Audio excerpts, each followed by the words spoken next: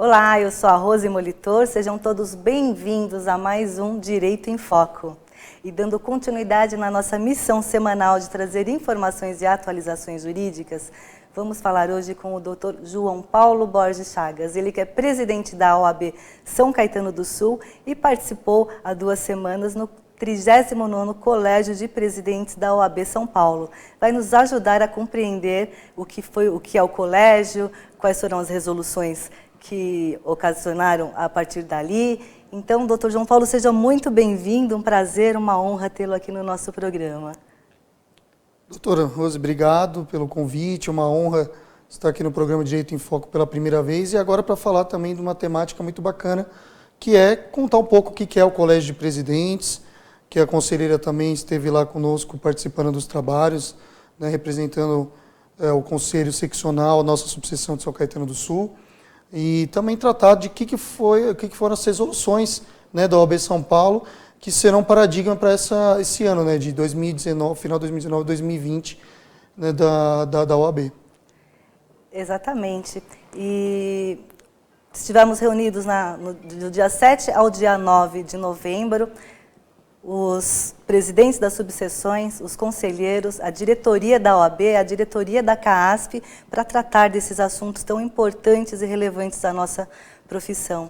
E o Dr. João Paulo participou do primeiro painel, presidiu o primeiro painel, com muita honra, dado esse espaço de reconhecimento à nossa subseção e à sua pessoa. Dr. João Paulo, muito bem conduzido, e tratou sobre um tema também muito importante, a ética, a democracia em tempos de tecnologia. Fala um pouquinho para a gente sobre o seu painel, doutor. Então, conselheira, foi realmente um reconhecimento do trabalho, né, da OAB de São Caetano, esse trabalho que a gente tem feito de forma conjunta aqui na subseção e também, né, junto ao Conselho Seccional apresentado por você, pelos conselheiros da nossa região e também com a diretoria da OAB São Paulo e da CAASP. Então, a OAB São Caetano teve o privilégio, né, de presidir esse primeiro painel, foi o primeiro painel do colégio, então fizemos aquela abertura, né, às 8h30 da manhã de sexta-feira, e falamos de um tema muito importante que foi a ética, né? Falar de ética na nossa profissão é muito importante. E nos tempos de hoje, com esse desafio que são os apps, né, as plataformas digitais, e também tratar de ética e democracia nos tempos da tecnologia, foi um desafio. Mas tivemos lá presentes o nosso presidente Carlos Kaufmann, que é o presidente do TED de São Paulo, o Dr. Fernando Freire, que é conselheiro federal e também corregedor do Tribunal de Ética Federal, e também o presidente Alexandre, que é o presidente Rafael, que é o presidente da subseção de Americana, já foi relator do TED por muito tempo, e falou um pouquinho das atuações das comissões de ética nas subseções, né? Quanto é importante você fortalecer as comissões de ética na subseção, porque são elas que recebem, em primeiro lugar, né, aquela infração ética que está ocorrendo. Mas nesse primeiro momento lá no painel, o que foi discutido foi basicamente a questão das propagandas em mídias sociais. Hoje a gente tem uma linha bem tênue, né, do que pode ser feito e daquilo que não pode ser feito. Como explorar a tecnologia em favor da advocacia, mas sem gerar uma mercantilização da nossa profissão. Então, existe uma preocupação muito grande da OAB em esse trabalho junto às mídias sociais não gerar um aviltamento aos nossos honorários, não gerar uma mercantilização da classe. Porque foi dado até um exemplo pelo Dr. Kaufmann, no primeiro momento, dando o exemplo de uma subseção grande. Vamos pegar a nossa aqui de São Caetano. Nós temos 2.600 advogados. É uma subseção de porte. Nós estamos entre as 20 maiores do nosso estado, as 240 que nós temos, né? Imagina uma propaganda patrocinada, feita fora do esquadro. Tudo vai gerar um prejuízo? Obviamente que vai gerar. Mas não chega a atingir de uma forma tão grande, né, o público, né, o nicho nosso mercadológico. Deve ser punido, deve ser tratado, analisado como foi feito isso. Mas imagina numa subseção, vamos dizer, de General Salgado, que é lá no interior do estado e tem 100 e poucos advogados. Imagina um escritório que tem 5, 6 advogados, faz uma propaganda totalmente fora dos padrões, mercantilizando a advocacia e puxando, fazendo a captação de clientela. O quanto isso não vai prejudicar os outros colegas daquela subseção. Então, temos que tomar muito cuidado. Foi até uma crítica, né, que o nosso presidente fez, que nós temos que tomar muito cuidado com essa questão das ferramentas de tecnologia. Não podemos, de modo algum, excluí-las da nossa atividade. Temos que utilizar de forma adequada, deixando o TED analisar o que pode ser feito ou não. Sim, e foi também uma preocupação da nossa seccional, tratado através de uma audiência pública, não é? Essa foi até feita uma audiência pública lá em São Paulo, acho que um pouco antes do colégio, né? Nós tivemos lá o nosso vice-presidente, Luiz Paulo Turco, que foi relator, né? Nosso vice-presidente aqui da subseção, foi relator por 14 anos do nosso TED 7, e naquele momento foi discutido várias novas situações de como se é permitido fazer propaganda, anúncios em TV, anúncios comerciais, será permitido, né? Foi então uma discussão mais ampla. No painel a gente traz questões um pouco mais institucionais, né, do que deveria ser feito pelas comissões de ética, pelo TED. Então, o que foi decidido até na questão do uso da tecnologia? Que deve ser analisado, deve ser permitido o uso, de forma a se dar publicidade ao seu trabalho, ao que você fez, dentro dos ditames do Código de Ética, né? Mas não mercantilizar a nossa atuação. E quando houver esse tipo de conduta que acabou extrapolando, que gerou um prejuízo, há uma tendência do presidente Kaufmann, do conselheiro Freire, que a gente encaminhe uma nova discussão nesses casos de propaganda que geram um grande prejuízo, nós temos algumas punições um pouco mais severas, né? Mas ao mesmo tempo que nós temos punições mais severas, há uma situação que foi muito bem colocada pelo presidente Rafael, que aqui em São Caetano a gente já fazia na outra gestão, que é da possibilidade que agora o novo provimento do TED permite, de uma notificação prévia daquele que está cometendo aquela infração ética. Que é muito legal, porque a ideia do TED não é ser um tribunal punitivo, pelo contrário, é ser um tribunal regulamentador da nossa profissão. E às vezes, né, nós temos sempre que presumir a boa-fé, né, isso que a gente aprendeu nas bancas, né, da faculdade, e às vezes você, indo notificar, você cessa aquela situação. Nós tivemos muita experiência na última gestão, quando eu era vice-presidente, e o Dr. Verrone, junto com o Dr. Wagner Barbato, eram os presidentes dessa comissão de fiscalização, e até na oportunidade eles disseram que quase 90% dos casos as pessoas cessavam a atividade. E aí, se não cessavam, automaticamente eram, né, até de ofício, acabavam sofrendo, né, a instauração do processo ético. Sim. Uma outra questão muito interessante que nós temos enfrentado são as questões das revistas íntimas ou das formas de barreiras para o acesso do advogado aos fóruns, aos departamentos públicos. Foi tratado algo a respeito? Foi tratado isso até com uma situação chata que aconteceu há pouco tempo, né, no Tribunal Federal, em que teve uma questão de um ataque, né, de um membro do Ministério Público a um juiz federal, acho que foi até na questão da Fazenda Pública, da Fazenda Nacional, desculpa, e agora eu não sei dizer. Mas o que a OAB ela entende? Primeiro, a revista ela pode ser feita, mas primeiro de forma cortês, né? Sempre de forma a ser bem tratada, de forma educada, não de forma a querer já imputar o advogado de que ele está praticando um delito. Além disso, a advocacia entende que tem que ser feita de forma igualitária. Nós somos todos, né, estamos todos no mesmo pedestal da lei, vamos dizer, somos o tripé da lei. Então, tanto o membro do Ministério Público, como do Judiciário, como nós, operadores da lei, que formamos o poder judiciário como um todo, né, somos todos operadores da lei, devemos passar por essa revista, porque é uma forma de estarmos todos seguros, né? Então, se entende que deve ser totalmente reanalisar a questão de revistas, né, com os advogados, feito de uma forma totalmente mais cortês. Inclusive, está tendo uma situação completamente absurda de, em alguns fóruns, acontecerem revistas de mulheres por seguranças que não são do sexo feminino, o que isso é um absurdo, né? E a OAB vai combater isso de forma ferrenha, né? E gerando até possibilidades de desagravos, né? De forma, né, pela comissão de prerrogativas. Sim, e lembrando que a gestante não é obrigada a se submeter ao detector de metais. Então, a advogada pode comunicar em juízo e ela não precisa se submeter.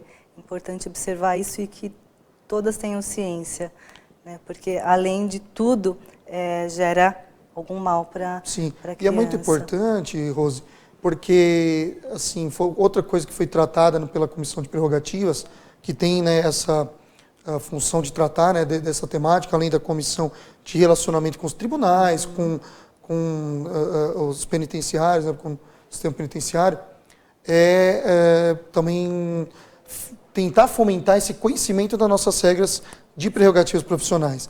Então, a Comissão de Prerrogativas, junto com tanto a ESA quanto a Comissão de Cultura e Eventos, vem trazer para os advogados, tanto recém-ingressados, que muitas vezes não têm esse contato, mas também para toda a advocacia, aumentar de forma veemente a divulgação, né, da questão das prerrogativas profissionais, né, trazer mais palestras nesse sentido, para que nós, presidentes de subseção e comissões, consigamos transmitir isso para os advogados das nossas regiões e dizer que tem o braço da OAB para atuar. Inclusive hoje, fomentando cada vez mais o conhecimento para a lei do abuso de autoridade, né, que é uma lei que a OAB apoia de forma integral, né?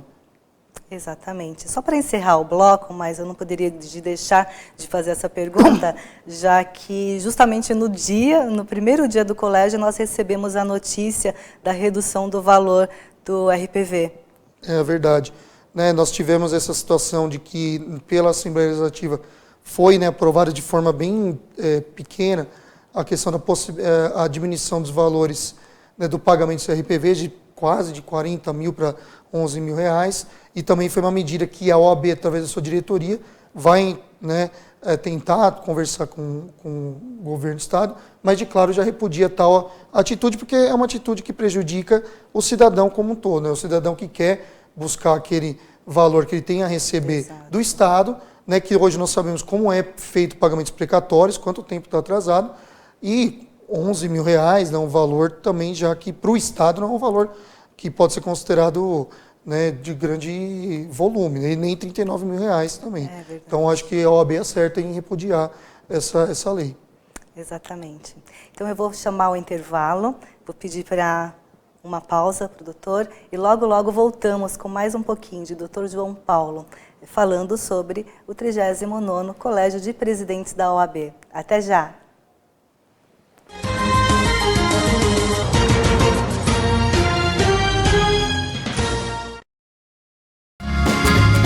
Viaje mais! Prepare-se para conhecer os mais belos lugares do planeta, de segunda a domingo em 2 horários, às 13h30 e à meia-noite, na rede NGT Canal 48 Digital e na TV Grande ABC Canal 3 NET. Agora você tem um encontro marcado com Walter Esteban no programa Viaje Mais.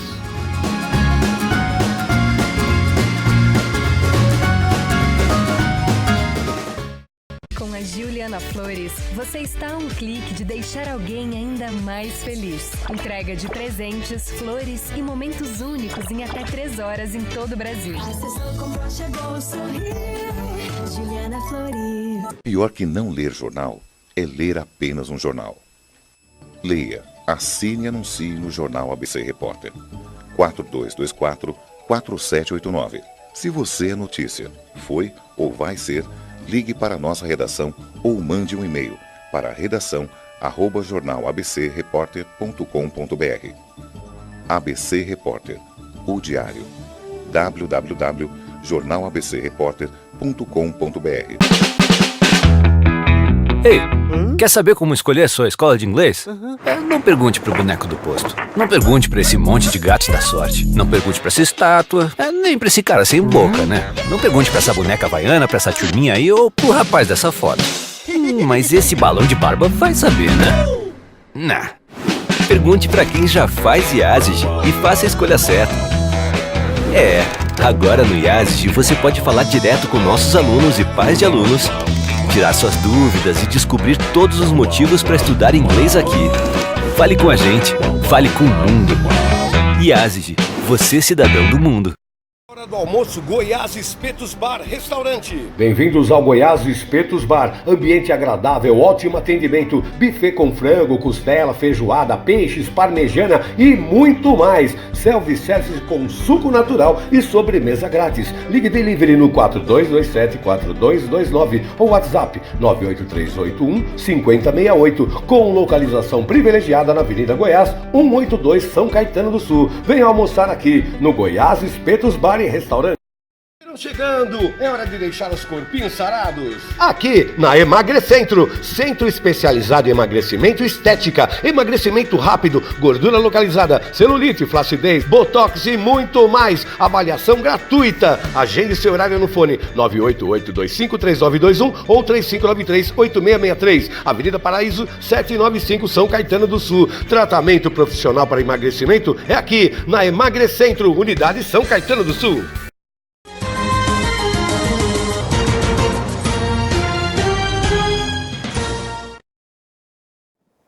Olá, de volta com mais um Direito em Foco. E hoje falando sobre o 39º Colégio de Presidentes da OAB São Paulo. Estamos falando com o Dr. João Paulo Borges Chagas. Dr. João Paulo, sobre o SEJUSC, foi tratado alguma coisa a respeito dos Centros de Solução de Conflitos? Rose, sabe que o SEJUSC sempre é um assunto que causa grande polêmica na nossa advocacia, né? Você lá no conselho sabe o quanto vocês tratam lá, né? Uma questão até de parâmetro, né, de âmbito, né, estadual, que deve ser tratado pela seccional, mas as subseções têm sua importância porque em quase todas elas têm, né, os centros de solução de conflitos, né?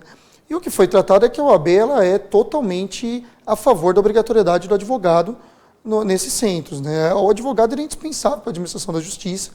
É importante, mas não só importante, é vital que o advogado esteja ao lado de uma das partes, e não só de uma das partes, mas de ambas as partes, para que nenhum deles saia prejudicado, né? Então a OAB ela vai batalhar 100% para que o projeto de lei, né, que está lá no âmbito federal seja aprovado, né, e é totalmente contrário a qualquer manifestação contra, né, esse projeto de lei. A OAB ela conta com o apoio tanto das autoridades, né, que hoje estão, nas autoridades de classe que hoje estão à frente das subseções, né, à frente da seccional, dos conselhos, mas conta principalmente com o apoio de você, advogado, vocês, advogados, nós, advogados, que atuamos todos os dias e sabemos o quanto é importante nós estarmos juntos com nossos clientes para defender os direitos. Nós sabemos quantas vezes, né, que nós recebemos uma situação que, se nós estivermos juntos logo no começo, seria de uma forma muito mais tranquila do que quando a gente chega já para a gente numa situação já mais complicado.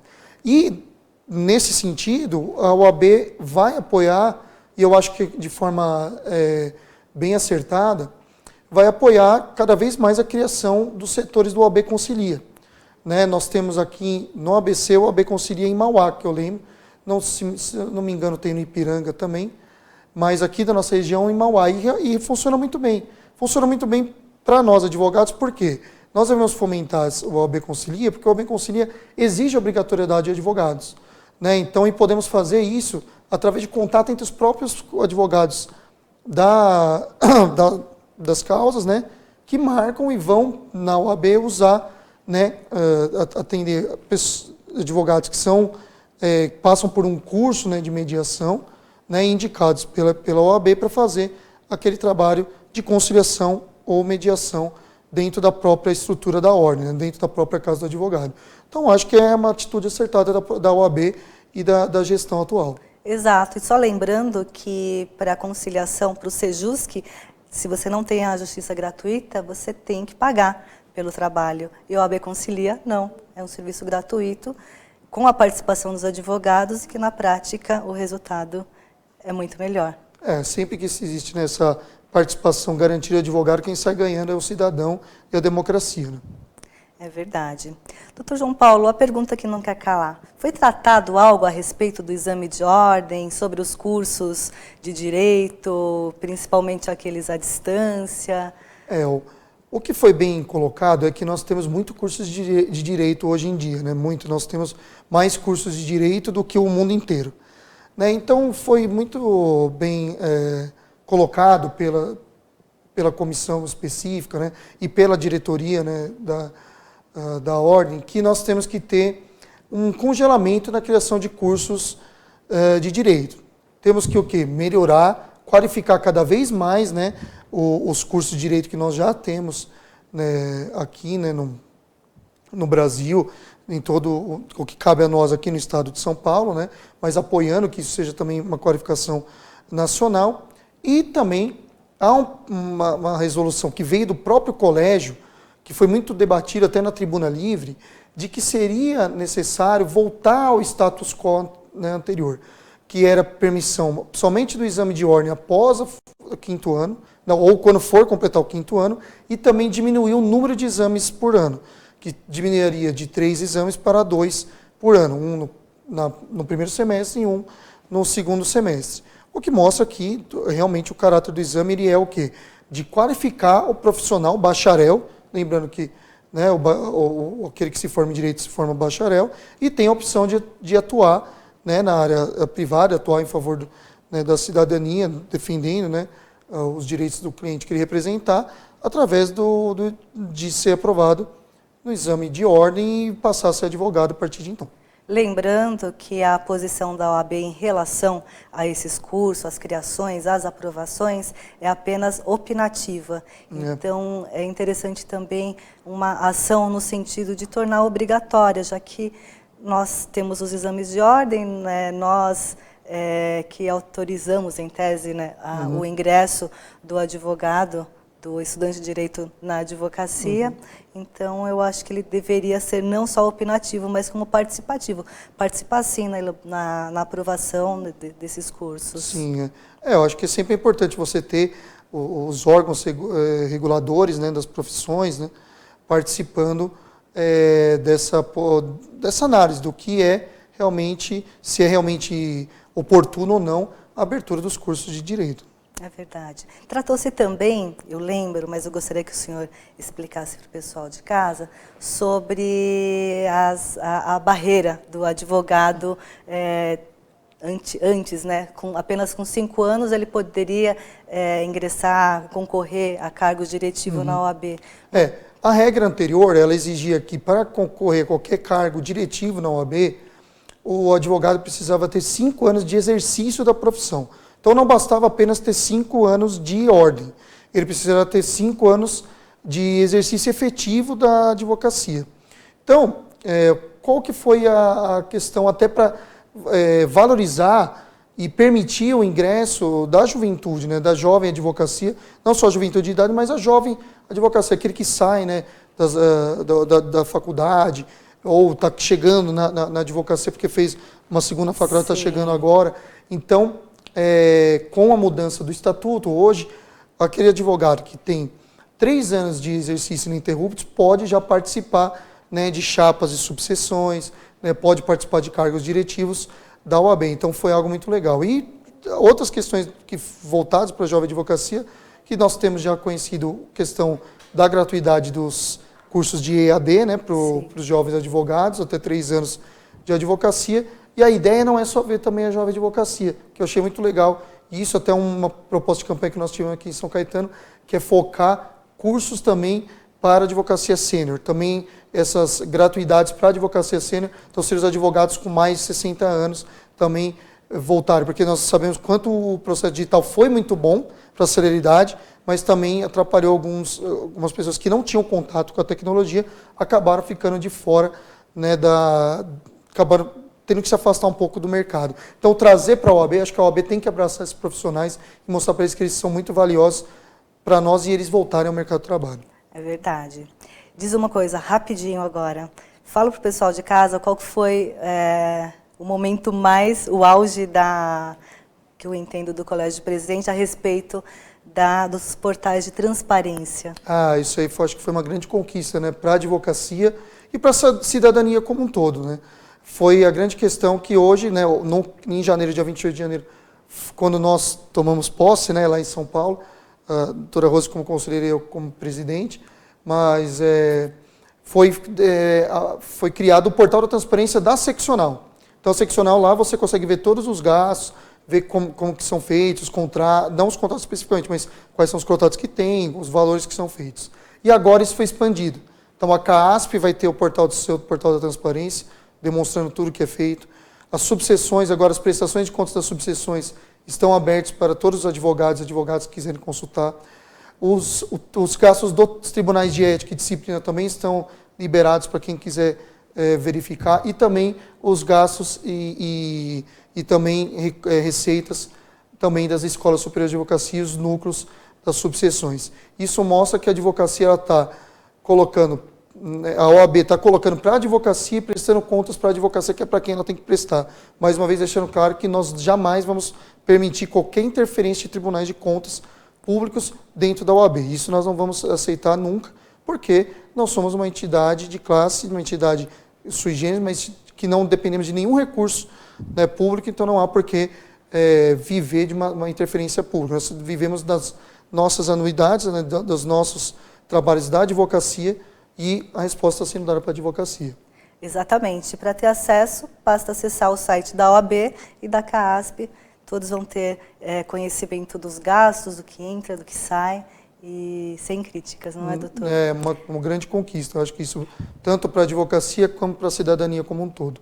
Por fim, o doutor que participou das duas gestões e que utilizou inclusive a gravata amarela no nosso colégio, fala para a gente o que o levou a firmar esse apoio com a nossa usar a gravata atual amarela? gestão e a usar a gravata amarela. Eu acho que assim, antes de mais nada, eu acho que nós temos que pensar no bem da advocacia e no trabalho em conjunto.